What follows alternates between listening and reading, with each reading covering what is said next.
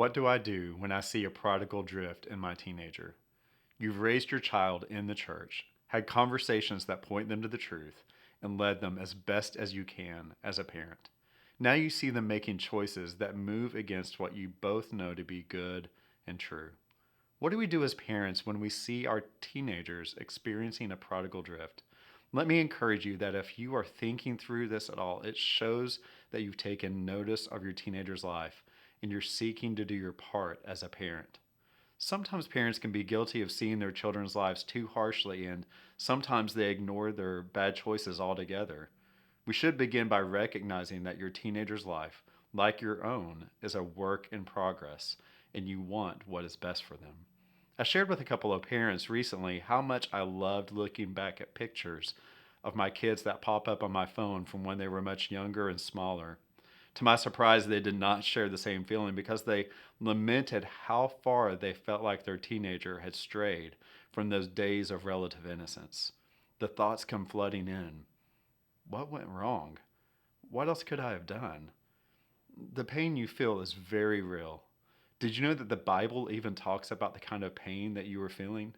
Solomon wrote in Proverbs 10:1, "A wise child brings joy to a father, a foolish child brings grief to a mother."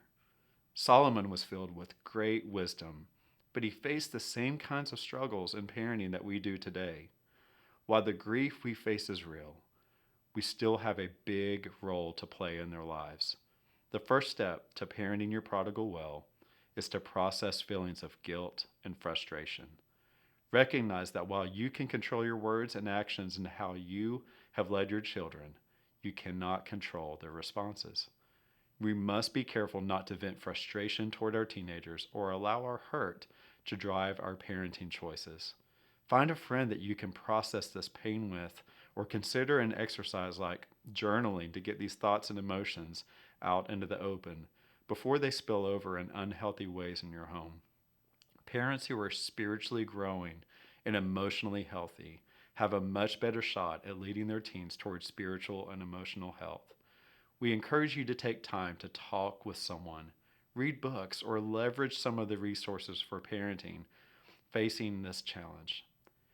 Here are 4 moves we would encourage you to continually repeat in this season. Number 1, fight for influence more than control.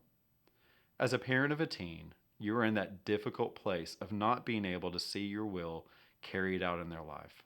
Many parents disengage in frustration, but the key is to value influence more than control. Leverage your influence by investing relationally in creative ways. Leverage influence by getting teens plugged into settings where other adults can be a positive influence on them. You may not have full control, but you do have influence. Number 2, build relational bridges. This means you keep fighting to communicate and hang out with your teen. Find things that they like doing and make plans to do those things together. They may be emotionally separated because they feel a measure of guilt over their choices. You must fight to keep this from happening by investing in relational moments. Just because they are running away from you does not mean that you have to run away from them. Number 3, let go of the grudge. Never allow your child's struggle to define them. Work hard not to throw the past in their face. Live with an attitude of forgiveness and hope. We need to be ready to celebrate and welcome our teens when they take those steps of faith back toward us, towards faith, and toward health. Allow your teen to see the love of Jesus in you as you welcome them home. Number 4, hold on to hope. Don't give up. God loves your teenager more than you do, and that should give you great assurance. You can trust that He is committed to completing the work He began in your teen's life.